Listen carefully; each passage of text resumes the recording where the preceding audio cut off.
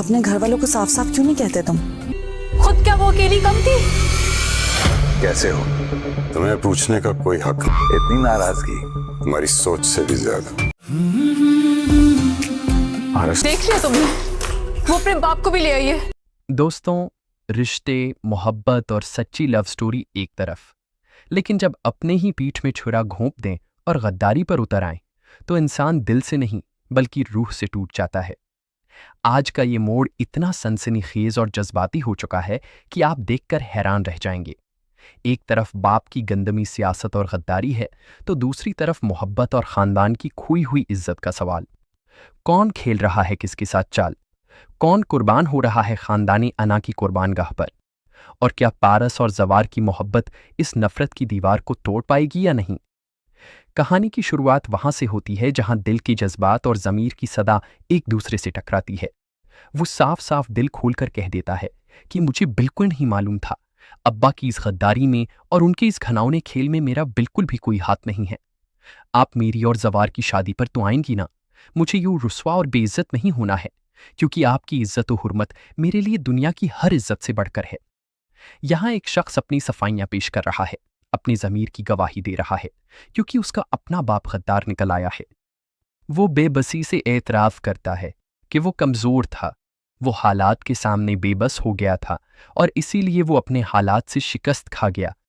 लेकिन सवाल ये उठता है कि आखिर ये सब कब हुआ? ये लोग आखिर वहाब दुरानी जैसे मक्कार और चालाक इंसान से कब कनेक्ट हुए? किस तरह उनकी ये नापाक डील तय पाई? असल दर्द तो इस बात का है कि जब अपने ही अपने दुश्मनों के साथ मिल जाएं, तो बाहर के दुश्मनों से लड़ने की ताकत खत्म हो जाती है। वो साफ कहता है कि मेरा अपना खून मेरे दुश्मनों की गोद में जा बैठा था।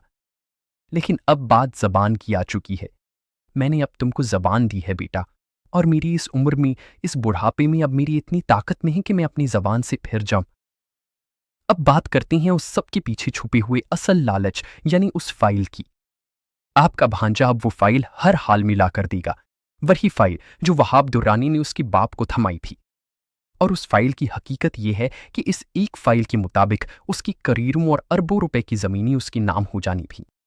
ये पूरा खेल एक बहुत बड़ी और आला दर्जे की डील पर मबनी था, जिसमें पहला मरहला पारस को हर हाल में वहाब दुरानी तक पहुंचाना था और दूसरा मरहला वहाब दुरानी की पारस के साथ किसी न किसी तरह शादी करवाना था। अगर ये डील मुकम्मल हो जाती तो वहाब दुरानी और उसके साथियों की तो निकल पड़ती। उनका ये जायदाद और ज़मीनें हड़पने का प्लान 100% कामयाब हो जाता। ये उनकी नज़र में एक इंतहाई आला डील थी। लेकिन कहते हैं ना कि इंसान कुछ सोचता है और खुदा कुछ और करता है। वहाब दुरानी के साथ साथ यहाँ नदीम की किस्मत भी उतनी ही फूटी और ख़राब साबित हुई। दोनों के इरादे जितने खतरनाक थे, उनकी किस्मत ने उनका उतना ही बुरा साथ दिया। दोनों अपने अपने मकसद में, अपनी उस नापाक साजिश में मुकम्मल तौर पर नाकामो नामुराद हो गए। दूसरी तरफ घर का माहौल बदल रहा है। मरियम की माइयों का फंक्शन चल रहा है और घर के तमाम लोग इस मौके पर बहुत ज़्यादा खुश हैं। हल्ला गुल्ला हो रहा है। लेकिन इस खुशी के माहौल में भी एक शख्स ऐसा है जिसके तन बदन में आग लगी हुई है, और वो है जवार का बाप। जवार के बाप को इस खुशी के मौके पर भी यही फिक्र खाई जा रही है, यही खौफ सताए जा रहा है कि कहीं आखिरी वक्त पर जवार रेशम से शादी करने से साफ इनकार न कर दे, क्योंकि वो अपने बेटे जवार के बदलते हुए तेवर देख चुका है। उसने अपनी आंखों से देख लिया है कि जवार किस कदर पारस के करीब हो रहा है और उसके दिल में पारस के लिए क्या जज्बात पनप रही हैं।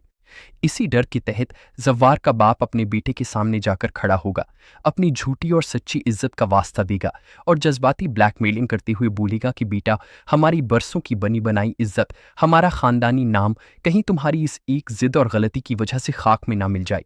हमें सड़क पर मत लाओ।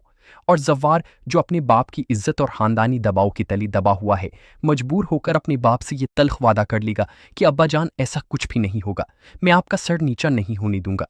लेकिन कहानी में असल मिर्च मसाला तो तब आता है जब रेशम अपना खील खीलती है। रेशम, जो ये अच्छी तरह देख चुकी है और महसूस कर चुकी है कि जवार का दिल पारस की तरफ माइल हो रहा है और पारस भी जवार के कितनी करीब है, वो जानबूझकर पारस को नीचा दिखाने और जलाने के लिए उसके सामने आएगी। रेशम बड़ी मासूमियत का नाटक करते हुए पारस से बोलेगी कि पारस, तुम मेरी और जवार की शादी पर ज़रूर आना, तुम्हें देखकर हमें बहुत खुशी होगी। तुम हमारी इस खुशी में शामिल नहीं होगी तो मज़ा कैसे आएगा? ये जुमला महज एक दावत नहीं बल्कि पारस के जख्मों पर नमक छिड़कने का एक सोचा समझा प्लान है। रेशम ये जाहिर करना चाहती है कि फतह उसी की हुई है और पारस अब इस खेल से बाहर हो चुकी है।